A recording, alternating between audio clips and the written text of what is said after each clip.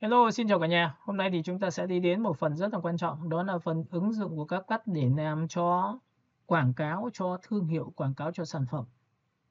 Để muốn làm được điều này thì các bạn sẽ phải chuẩn bị những cái tư niệm như sau. Đối với một cái quảng cáo thì bao giờ cũng phải có tên thương hiệu, nên là các bạn sẽ chuẩn bị như thế này. Một, logo. Hai, chúng ta sẽ có hình ảnh sản phẩm, background và những cái đối tượng sau này chúng ta sẽ quảng cáo. Tất nhiên trong phần này chưa có text, các bạn nhớ nhé. Sau này khi mà chúng ta học về text thì chúng ta sẽ đưa text vào thì chúng ta sẽ hoàn thiện cái phần clip của chúng ta. Và sau khi làm xong clip, các bạn có thể đăng lên TikTok, các bạn có thể đăng lên trên YouTube để chúng ta có thể gắn đường link của sản phẩm vào để bán sản phẩm. Đó, thì đây là giá trị về online, nó là xu thế của tương lai rồi. Ok, để muốn làm được điều này thì các bạn sẽ chuẩn bị cho tôi một cái logo, thì logo nó sẽ được như này. Và lúc này thì tôi sẽ bật cái logo lên, nó là logo thì thường đối với dân đồ họa thì nó sẽ tồn tại dưới dạng là Illustrator. Và trong phần Illustrator thì các bạn nhớ cho tôi là cái hình ảnh logo nó sẽ được như này. Đây tôi sẽ cho các bạn xem luôn. Đó. Và đây logo tôi sẽ đã tạo ra rất là nhiều những cái trang để tôi xuất từng cái ký tự này ra, từng cái ký tự cho các bạn. 1, 2, 3, 4, 5, 6. Đó, 6 đối tượng và tôi phải xuất ra 6 trang.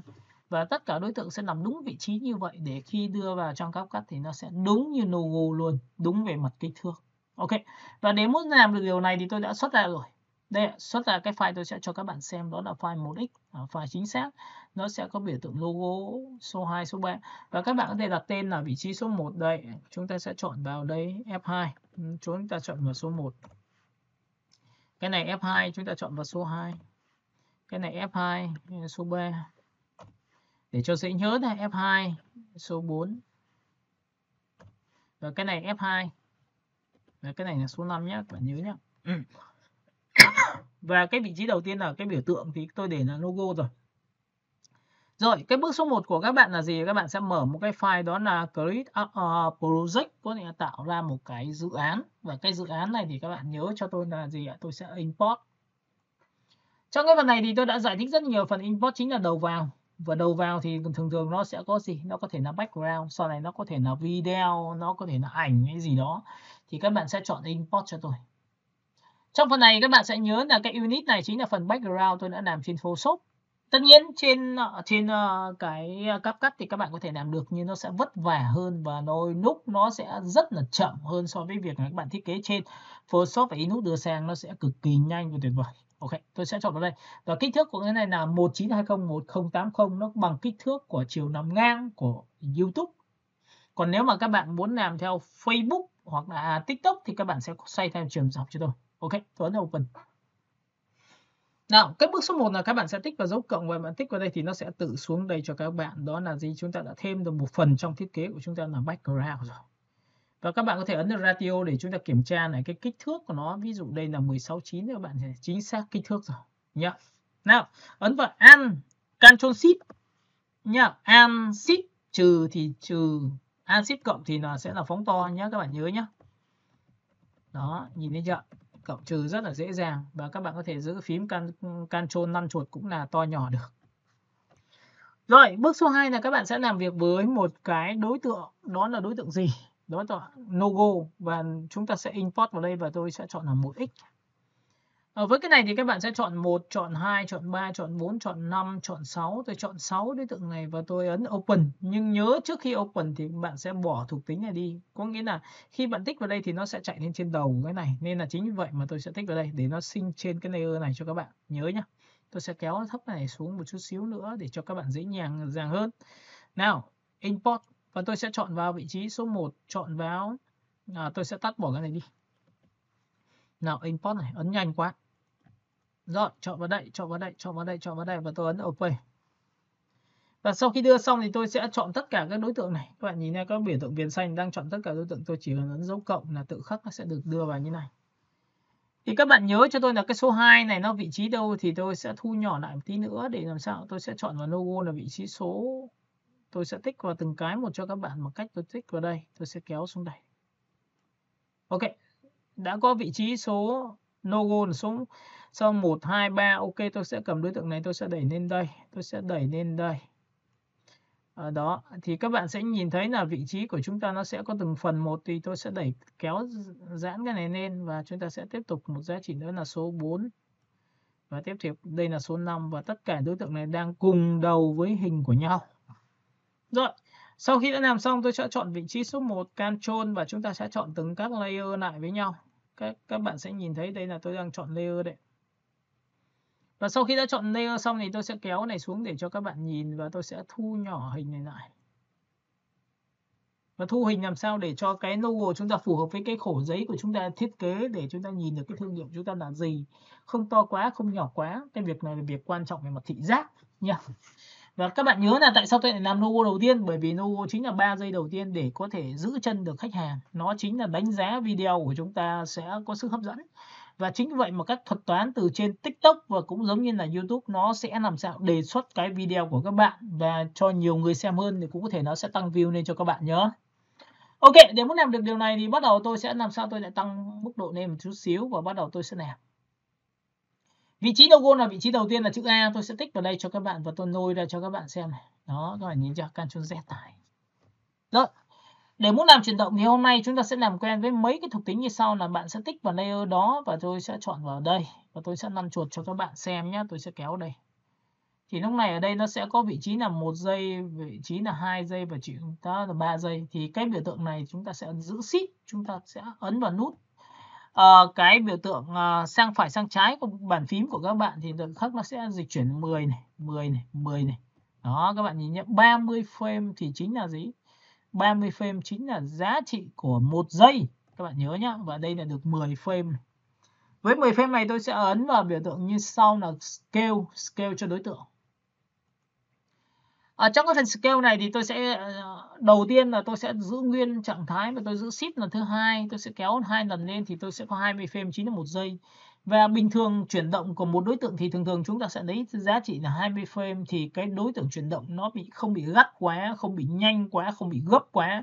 Như vậy chuyển động chúng ta trông sẽ rất mượt. Tôi sẽ tích vào biểu tượng scale, tích vào đây là cái áp cho nó một cái keyframe chính là thời gian.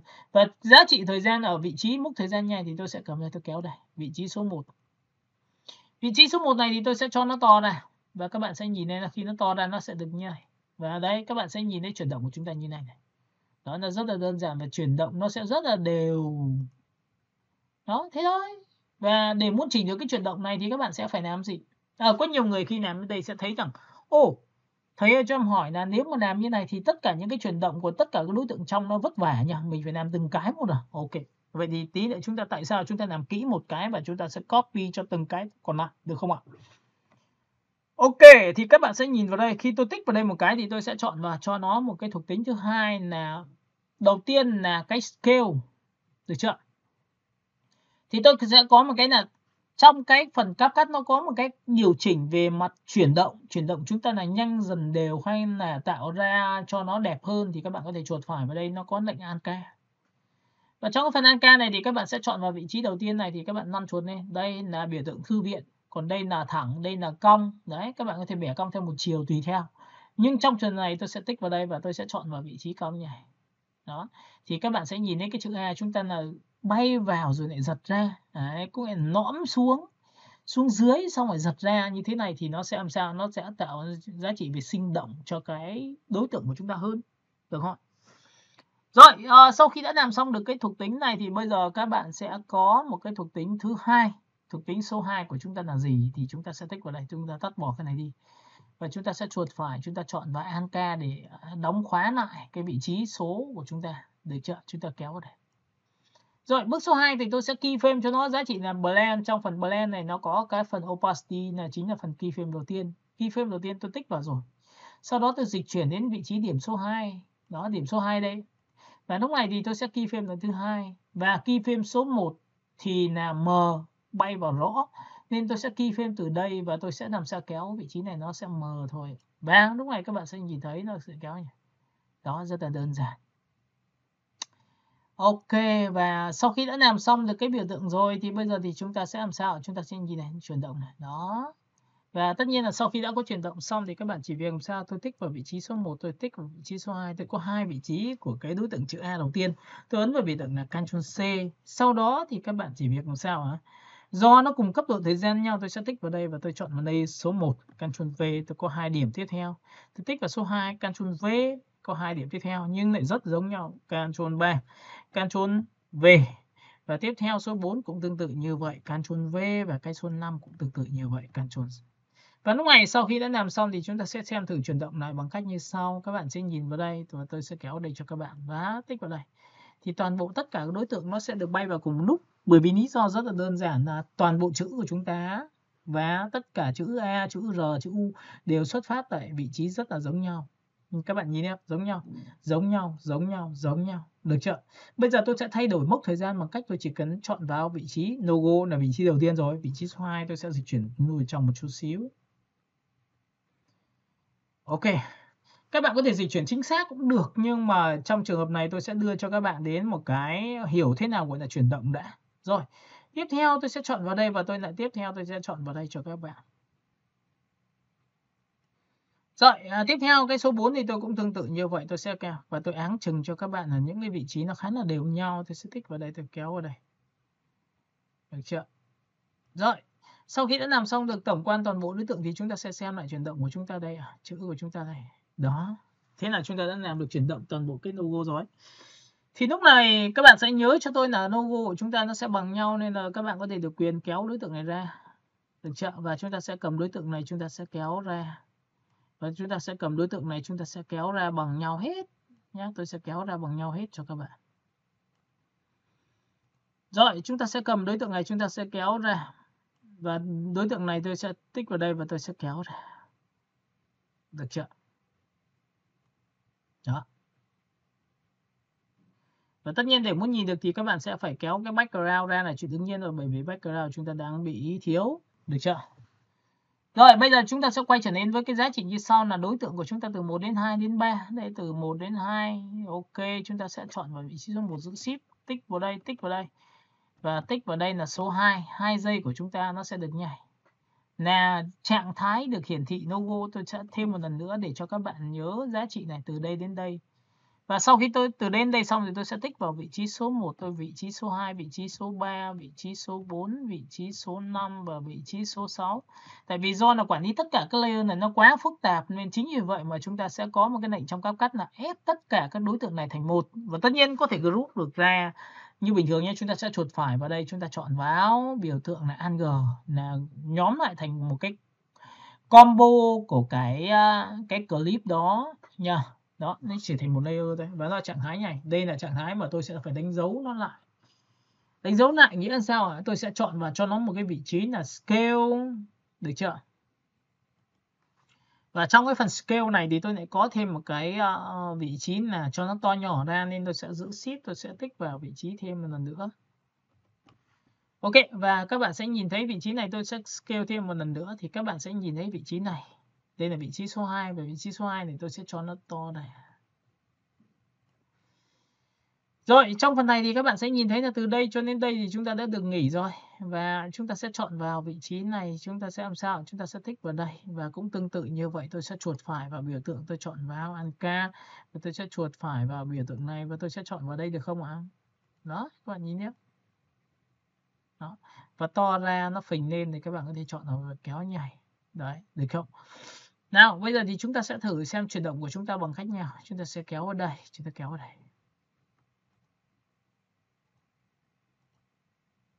Đó. Rồi, sau khi đã làm xong được cái biểu tượng này xong thì các bạn nhớ cho tôi là vị trí số 1 của chúng ta đây là rõ và đây là vị trí M thì chuột phải tôi chọn vào Anka tiếp theo lần nữa.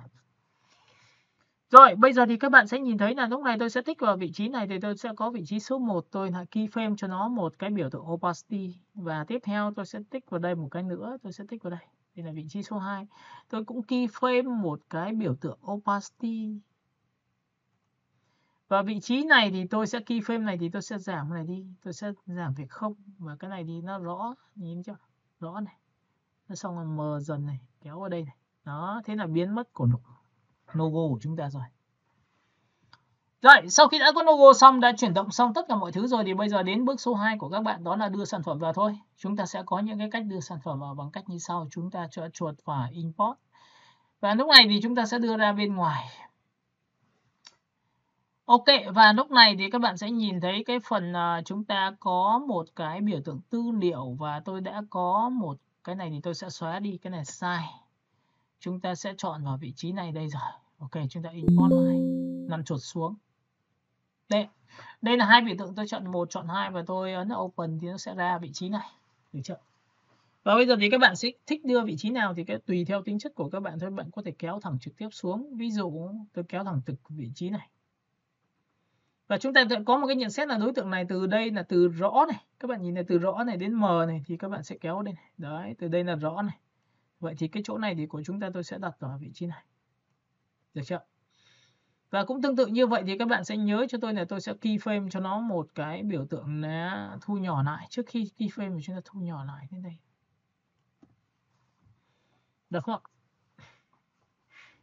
Rồi, và lúc này thì chúng ta có rất nhiều cách để làm. Chúng ta sẽ chọn vào vị trí số 2 cũng tương tự như vậy. Chúng ta có một cái biểu tượng nữa là cái này của chúng ta tôi sẽ nôi vào đây. Và tất nhiên là vị trí này chúng ta kiểm tra là cái này nuôi ra một tí để chúng ta keyframe cho dễ nhé. Tôi nuôi quá lên phía này một tí, được chưa? Để chúng ta chọn vào cái keyframe nó dễ hơn cái điểm chấm này này, được chưa? Rồi, cái điểm số 2 thì tôi sẽ lại nối vào vị trí số 2 thôi. Ở trong cái vị trí này thì đối tượng của chúng ta nó khá dài thì các bạn có thể cắt ngắn đi hai cái phần này rất là đơn giản bằng cách là các bạn kéo ở đây và nối thẳng trực tiếp vào vị trí như thế này. Và cũng tương tự như vậy thì tôi sẽ cầm tôi kéo như này thôi là tự khắc nó sẽ ngắn lại. Được không ạ? Rồi, vị trí số 1 ở phía dưới thì nó sẽ bằng bao nhiêu phần trăm? Scale là 77% thì cái này tôi cũng để 77% bởi vì hai cái này rất là giống nhau, tôi lấy từ ảnh nhá, 77.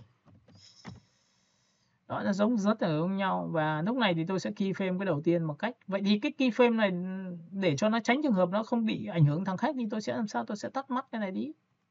Được chưa? Và tôi keyframe thôi. Keyframe đầu tiên thì các bạn sẽ nhớ là cái position của tôi đây. Tôi sẽ chọn vị trí thôi. Thì các bạn sẽ nhìn ở đây tôi sẽ chọn vào position đầu tiên là tôi sẽ chọn vào biểu tượng như này. Đó. Và cái position tiếp theo nữa này tôi sẽ giữ shift lần thứ hai. 1, 2. Và tôi tiếp theo một giá trị nữa là 20 frame thì tôi sẽ ấn position tiếp theo là 2. Thì cái số 1 thì tôi sẽ tích vào đây và tôi sẽ dịch chuyển qua trái, được không ạ? Để gì? Để khi mà các bạn sẽ chuyển động nó sẽ chạy như này. Đó, được chưa?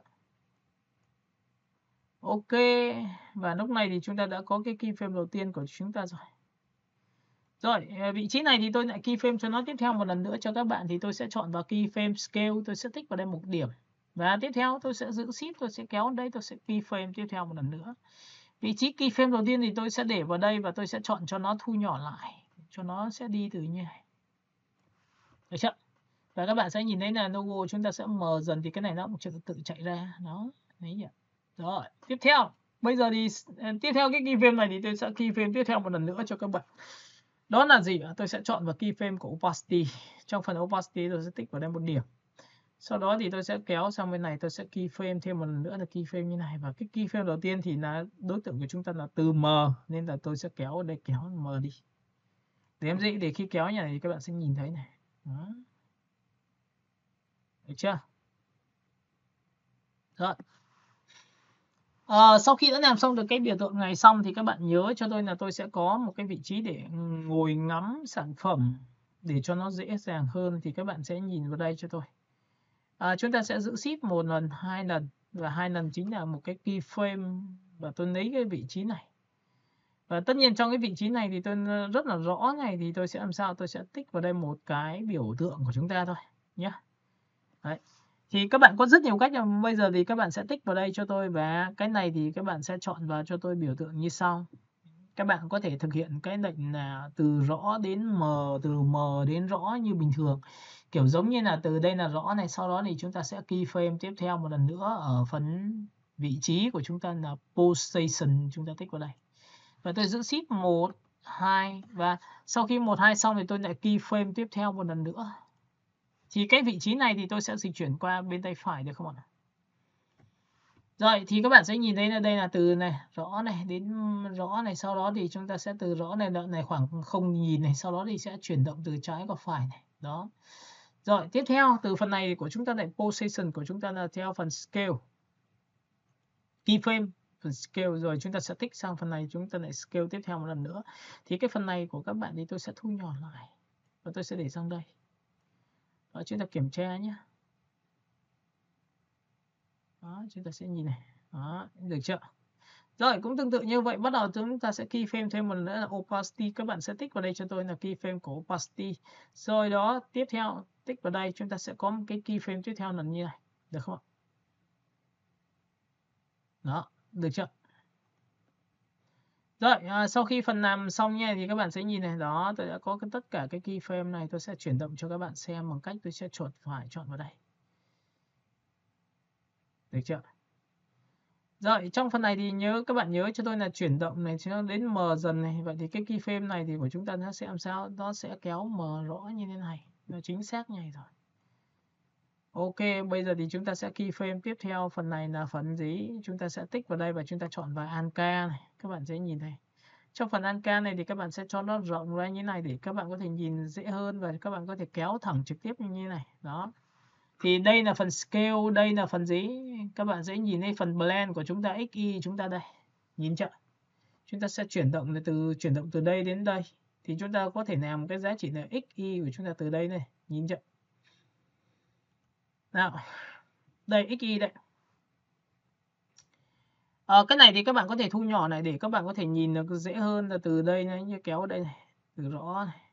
Đấy, rõ mờ thì cái phần blend thì tôi ở phần dưới này các bạn nhìn chưa, phần blend nó sẽ như này thì tôi không nói rồi, để nguyên cái phần opacity này. Phần thứ hai này, cái phần này thì các bạn sẽ nhìn thấy tôi tích vào đây một vị trí điểm thì tôi sẽ chuột phải vào cho nó. Ví dụ tôi chuột phải cho này thì tôi sẽ chọn vào biểu tượng như sau. Đây ạ. Đó, trong phần này thì các bạn sẽ nhìn thấy tôi sẽ tích vào đây một cái thì nó sẽ tạo ra chuyển động này. Rồi cũng tương tự như vậy làm sao ạ? Tôi sẽ chuyển động tiếp theo, tôi sẽ tích vào vị trí này, kéo đây. Đó, hiển thị xong rồi tôi đã tích vào đây, được chưa? Thì điểm này của chúng ta nó sẽ làm sao? Tôi sẽ tích vào đây. Tôi chuột phải, tôi lại chuột phải vào đây và tôi lại chọn vào biểu tượng, tôi chọn vào đây. Được chưa? Đây các bạn sẽ nhìn đấy, và lúc này chúng ta sẽ chuột phải chọn vào biểu tượng như sau. Tiếp theo.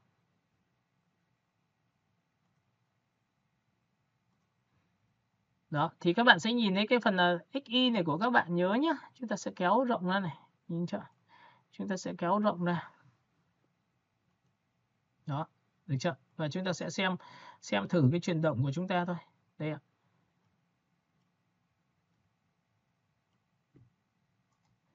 Chúng ta chuột phải chọn vào Anka để tắt bỏ cái biểu tượng này đi. Và chúng ta sẽ thu nhỏ cái này lại để nhìn cho dễ hơn.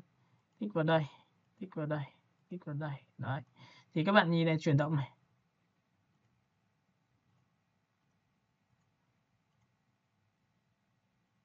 Đó, các bạn nhìn chưa? Và sau khi đã làm xong được cái chuyển động này xong thì các bạn có thể được quyền là chọn vào vị trí số 1, vị trí số 2, vị trí số 3, vị trí số 4. Và lúc này thì các bạn có thể dùng cái lệnh là Ctrl C. Sau đó tích thẳng lên cái vị trí trên của chúng ta thôi. Và lúc này vị trí trên của chúng ta nó sẽ là giống như hệt như vị trí số 1 của chúng ta này. Nhìn chưa? Thì chúng ta sẽ tích vào đây và Ctrl V như này thì nó cũng tạo ra 4 cái vị trí cho các bạn. Và lúc này thì chúng ta sẽ nối thẳng trực tiếp cái vị trí này nó sẽ đến đây. Và vị trí nào của chúng ta tôi tích vào đây. Nhìn chưa? Và chúng ta sẽ chọn vào vị trí này. Cái này của chúng ta thì sẽ nối vào đây. Được chưa? Đây tôi sẽ đặt vị trí này. Đó, để làm sao? Để cái vị trí của chúng ta nó sẽ có gì? Đấy, nó sẽ có vị trí thay của đối tượng của chúng ta đi. Bởi vì chúng ta đã làm xong rồi đây. Nhìn này. Cái này cái này thu nhỏ lại thì cái này sẽ to ra. Khi to ra xong rồi thì làm sao? Ví dụ trong trường hợp này cái vị trí cuối cùng mà các bạn không muốn có nữa thì rất là đơn giản là các bạn có thể tự cắt cái vị trí này lại cho tôi. Tôi sẽ ấn vào đen như này. Tôi sẽ muốn là tại sao tôi phải cắt đoạn này. Đây nhá, các bạn nhìn chưa? Nhìn này. Đó. Rồi, thì từ vị trí này thì các bạn sẽ tích vào đây và chọn vào vị trí cắt là cắt bên tay phải. Thì chúng ta tích vào đây thì ngay tức bên tay phải chúng ta biến mất. Và đây là chúng ta sẽ chọn một cái hình nữa để đưa vào. Thì trong cái phần này thì các bạn sẽ chọn cho tôi một cái import và chúng ta sẽ đưa một cái hình người vào. Cái người đấy thì chúng ta đã cắt rồi, chúng ta sẽ đưa vào thẳng trực tiếp thôi. Chúng ta sẽ đưa vào đây và chúng ta sẽ kéo thẳng trực tiếp vào vị trí này. Được chưa? Và cái vị trí này xong rồi cái này thì chúng ta sẽ làm thế nào để có chuyển giao này, thì chúng ta sẽ dùng một cái lệnh đó là transition, chuyển cảnh, mà không cần phải làm quá nhiều. Chúng ta thích vào đây một cái và chúng ta sổ xuống, thì ở đây nó có một cái lệnh cho các bạn là infinity. Đây, vị trí này thì các bạn có thể kéo thẳng trực tiếp vào vị trí giữa này cho tôi và ấn OK. Thì đây là vị trí nối này, các bạn sẽ nhìn này. OK, và chúng ta sẽ thu nhỏ lại và chúng ta kéo vào đây, chúng ta kéo vào này. Đó, các bạn nhìn chưa? Và sau khi đã đến phần này thì các bạn sẽ chọn cho tôi là từ 4 đến 6 như này. Bạn nghỉ ngơi ở đây được chưa? OK, chúng ta chỉ việc ấn vào cắt bên tay phải. Và sau đó thì bạn sẽ kéo dài cái background ra giúp tôi. Và lúc này thì các bạn sẽ nhìn thấy là một cái đường chuyển động của chúng ta đã xong, một phiên bản như sau. Full tích vào đây cho các bạn xem. Logo chạy vào. OK. Đó. Thì đây là một trong những cái mà chúng ta có thể thực hiện lại một cái clip riêng liên quan đến việc là bắt đầu làm hơi hướng cho chuyển động. Và các bạn sẽ xem được từ logo này, sau đó đến sản phẩm chạy vào này, sau đó đến sản phẩm chạy vào, và cuối cùng này chúng ta sẽ chuyển giao này. Nếu bạn thấy rằng là trong cái phần mà chuyển hình này chúng ta nó bị ngắn ra một tí, và cái hình này tôi nghĩ rằng nó phải dài ra đến đây, thì các bạn có thể cầm biểu tượng này, bạn lôi ra đến đây cho tôi, được không ạ? OK, và sau khi đã lôi ra đến đây xong này, các bạn nhìn chưa? Lôi ra đến đây xong thì các bạn có thể đưa cái vị trí này vào vị trí của phần giữa của đối tượng của chúng ta. Đây ạ. Chúng ta sẽ kéo dài ra một tí nữa nhá. Rồi. Và phần kéo dài này nó tùy thuộc vào vấn đề là khi chuyển giao này, chuyển giao nhanh hay chậm thì chính là phần này này. Các bạn nhìn chưa? Đây chính là phần 5 giây. Các bạn có thể kéo vào giá trị là rơi tầm khoảng 3 giây thôi, thì nó ngắn như này. Và tất nhiên phần này của các bạn thì phải kéo dài ra nữa. Và chúng ta sẽ xem thử này chuyển động. OK, được chưa? Nào bây giờ thì chúng ta sẽ xem thành quả của chúng ta thôi.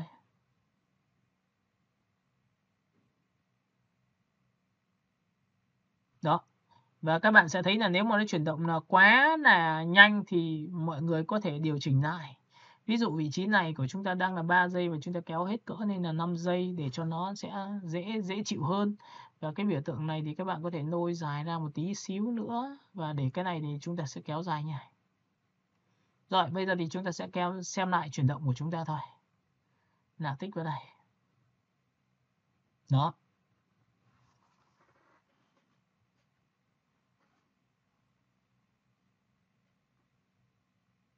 Rồi, bài hôm nay vậy thì tôi đã chia sẻ cho các bạn về cái phần ứng dụng cho cái phần đó là CapCut để làm ra những cái clip ngắn cho cái việc mà sau này các bạn có thể quảng bá cho sản phẩm ở gắn giỏ hàng để các bạn có thể bán trên sản phẩm trên TikTok và trên YouTube.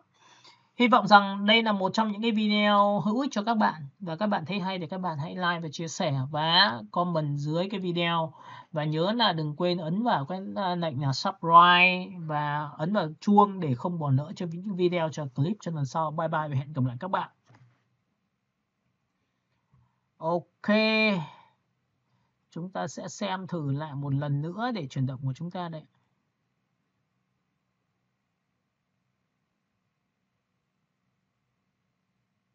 Rồi, bye bye, hẹn gặp lại các bạn.